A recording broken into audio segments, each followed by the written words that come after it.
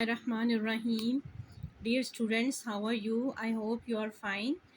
तो जैसा कि हमने पिछली वीडियो में अपनी एक्सरसाइज 1.2 यूनिट 1 की फ़िनिश की थी, आई होप कि आपको बहुत अच्छे से समझ आ गई होगी हर क्वेश्चन। अब now we are going to start exercise 1.3। इसका टॉपिक है रियल नंबर, सेम टॉपिक है और इसकी एक्सरसाइज 1.3 का क्वेश्चन 1 हम आज करेंगे अपनी वीडियो में। क्वेश्चन 1 में है, on his last bank statement Qasim has a balance of ₹1,75,000 on his checking account. He used one check for rupees 45,790 and another for rupees 1,12,921. What is his current balance? तो question में उन्होंने current balance पूछा है, तो उसके according हम ये question करेंगे। इट्स वेरी इजी क्वेश्चन, बहुत सिंपल क्वेश्चन है। अगर आप इसकी स्टेटमेंट को गौर से पढ़ें तो इसमें टोटल अमाउंट जो है वो आप देखें क्या है। फर्स्ट चेक कितनी अमाउंट का है, सेकंड चेक कितनी अमाउंट का है, वो आप यहाँ पे लिखेंगे। ये फर्स्ट चेक क्या है, सेकंड चेक क्या है। नाउ दे सेड के करंट बैलेंस फाइंड करें, तो हम क्या करेंगे, हमारी टोटल अमाउंट क्या थी, 1,75,000 रुपीज़। उसके बाद आपने देखा कि फर्स्ट चेक इज़ 4,57,5,790 4,05,790 रुपीज़ का है। उसके बाद आप सेकंड चेक देखें तो सेकंड चेक कितनी अमाउंट का है, 1,12,921 रुपीज़ का।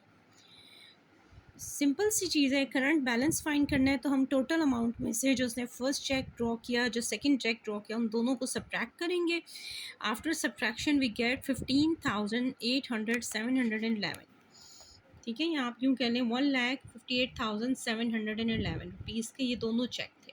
इनको आप टोटल अमाउंट में से सब्ट्रैक्ट करेंगे तो यू विल गेट 16,289 रुपीज़। यानी उसका जो करंट बैलेंस है, जो उसके अकाउंट में बाकी पैसे बचे हैं, वो 16,289 रुपीज़ के। तो यही हमारा फाइनल आंसर होगा। बहुत सिंपल सा क्वेश्चन है, बस आपने ये ध्यान रखना है इसमें कि टोटल अमाउंट क्या है, फर्स्ट चेक कितनी अमाउंट का ड्रॉ हुआ, सेकंड चेक कितनी अमाउंट का ड्रॉ हुआ, उसके अकॉर्डिंग हम इसका करंट बैलेंस फाइंड करेंगे। जब हम दोनों चेक्स की विड्रॉल अमाउंट को बैलेंस में से सब्ट्रैक्ट करेंगे, जैसे कि हम बैंक विज़िट करते हैं तो हम अक्सर देखते रहते हैं अपने बैलेंस को, तो हमारा जो फाइनल आंसर होगा आफ्टर सब्ट्रैक्शन, जितनी अमाउंट हम बैंक से निकालते हैं डेफिनेटली वो हमारे बैलेंस में से माइनस हो जाती है और जो रिमेनिंग बैलेंस होता है वही फिर हमारा करंट बैलेंस या बैंक स्टेटमेंट में शो हो जाता है। तो ये क्वेश्चन बेसिकली एक बैंक और रियल लाइफ से बिलोंग करता है और इम्पॉर्टेंट क्वेश्चन है। 1.3 ऑन द होल पूरी एक्सरसाइज बहुत इंपॉर्टेंट है। तो मैं आपको सजेस्ट करूँगी कि आप इसके हर क्वेश्चन को बहुत ध्यान से करें और बहुत इजी और अंडरस्टैंडेबल क्वेश्चंस हैं। सिमिलरली क्वेश्चन नंबर 2 अगर आप देखें, last week Wajid draw 28.34 kilometer Wajid drove 283.4 kilometer on 16.2 liter of petrol.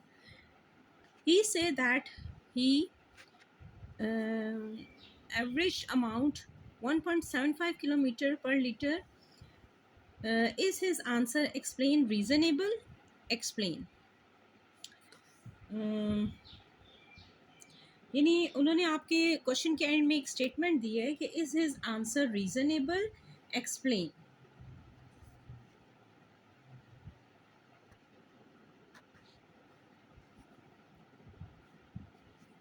ठीक है, ये इसका एक शॉर्ट सा क्वेश्चन था। इसमें आप ये देखें कि वाजिद ने जो ड्राइविंग की है, ये ड्रोव कितना उसने ड्रोव किया है अपनी कार को, तो वो दैट इज़ 28.34 किलोमीटर और उसके पास पेट्रोल कितना था, 16.2 लीटर।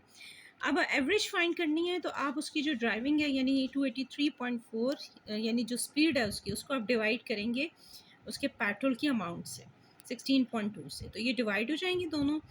ठीक है, इसमें आप ये डिवीजन का सिंबल भी यूज़ कर सकते हैं और इसको फ्रैक्शन की फॉर्म में भी लिख सकते हैं, जैसे कि मैंने यहाँ पे लिखा है। तो एवरेज फाइंड करेंगे, जब दोनों को आप डिवाइड करेंगे with calculator, you will gate 17.49 kilometre per litre. ठीक है, अब हम उन्होंने कहा कि इज़ हिज आंसर रीज़नेबल और उसको एक्सप्लेन करें। ठीक है, तो एक्सप्लेन करेंगे आप एक स्टेटमेंट की फॉर्म में, जैसे कि मैंने अपनी नोटबुक में ये क्वेश्चन किया है। According to this statement the average is 1.79 kilometre पर लीटर, लेकिन जो हमारा आंसर आया है वो इससे थोड़ा डिफरेंट आया है, but the actual average of petrol is 17.49 kilometre पर litre. So this statement is wrong, तो आंसर में आप नो लिख देंगे। ठीक है, यही इसकी फाइनल स्टेटमेंट होगी, क्योंकि उन्होंने क्वेश्चन में मेंशन किया है कि आप अपने आंसर को वर्डिंग में एक्सप्लेन करें, तो आप वर्डिंग में उसको एक्सप्लेन करके अच्छे से बता दें। Question number 3। In question number 3, Salma bought 3.2 yard of fabric for a total price of rupees 139.2. ये रुपीज़ में है। How much did the fabric cost per yard? How much did the fabric cost per yard? अब आप देखिए the total price कितनी है? 139.2, 134.2। ठीक है, ये रुपीज़ में है।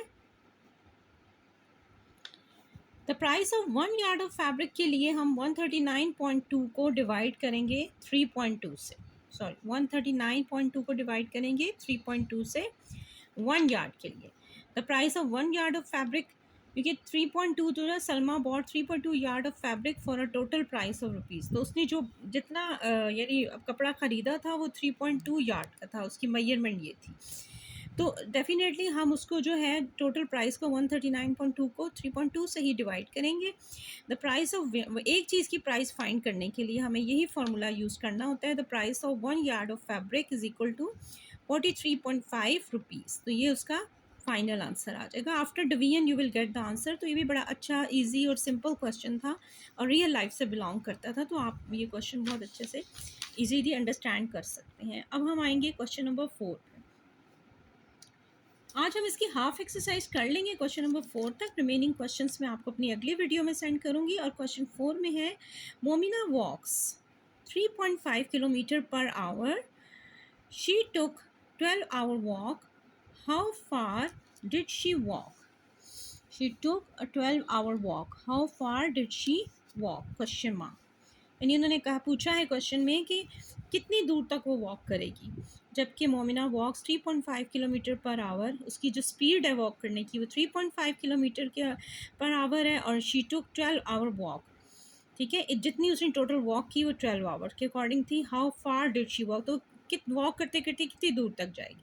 मोमिना वॉक्स 3.5 किलोमीटर पर आवर। आप सबसे पहले, क्योंकि वर्ड प्रॉब्लम्स हैं, हमेशा सबसे पहले अपनी स्टेटमेंट बनानी होती है। जो आपकी स्टेटमेंट बनेगी अगर आप लिख भी सकते हैं, जैसे क्योंकि बोर्ड में अगर आप स्टेटमेंट के अकॉर्डिंग क्वेश्चन करेंगे ना स्टेप बाय स्टेप, तो उतना ही चेक करने वाले के ऊपर उनको पता चलता है कि स्टूडेंट को सारे स्टेप्स का पता है, और आपको हमेशा नॉन नॉलेज वर्ड प्रॉब्लम के अंदर से ही मिल जाती है। तो फर्स्ट स्टेप जो है ये क्वेश्चन के अंदर से मिल गया। मोमिना वॉक्स 3.5 किलोमीटर पर आवर, ये उसकी स्पीड है। टाइम कितना उसने लिया? 12 आवर्स का। अब हमें उसका डिस्टेंस, यानी हाउ फार मीन्स हमें उसका डिस्टेंस डी फाइंड करना है। तो आपको पता है कि डिस्टेंस का जो फॉर्मूला होता है that is speed into time, D equals to speed into time. चूँकि हमने इसमें स्पीड फाइंड करनी है, तो हम जो वेरिएबल फाइंड करना, always we keep that variable on the left side. तो speed equals to distance upon time हो जाएगा। अब यहाँ पर स्पीड और टाइम दोनों गिवन है, तो 3.5 मल्टीप्लाई बाई 12। आपने डिस्टेंस फाइंड करना है, तो 3.5 को आप 12 से मल्टीप्लाई करेंगे। After multiplication you will gate 42 kilometre. That is the answer कि उसने 42 किलोमीटर्स का डिस्टेंस, क्योंकि हाउ फार मीन्स उसका डिस्टेंस फाइंड करें, 42 किलोमीटर्स उसने डिस्टेंस कवर किया है। तो ये इसका फाइनल आंसर होगा। तो आज की वीडियो में हमने 4 क्वेश्चंस डिस्कस किए। रिमेनिंग क्वेश्चंस इंशाल्लाह मैं अपनी अगली वीडियो में आपके साथ डिस्कस करूँगी। और इसके साथ ही मैं अपनी वीडियो ख़त्म करती हूँ, और आई होप कि आपको ये 4 क्वेश्चंस बहुत अच्छे से समझ आए होंगे। और वीडियो को लाइक करना ना भूलें, और अगर आपको कोई भी प्रॉब्लम है या कोई कमेंट, आप मेरे कमेंट बॉक्स में ज़रूर डिलीवर करें। I hope for your good feedback.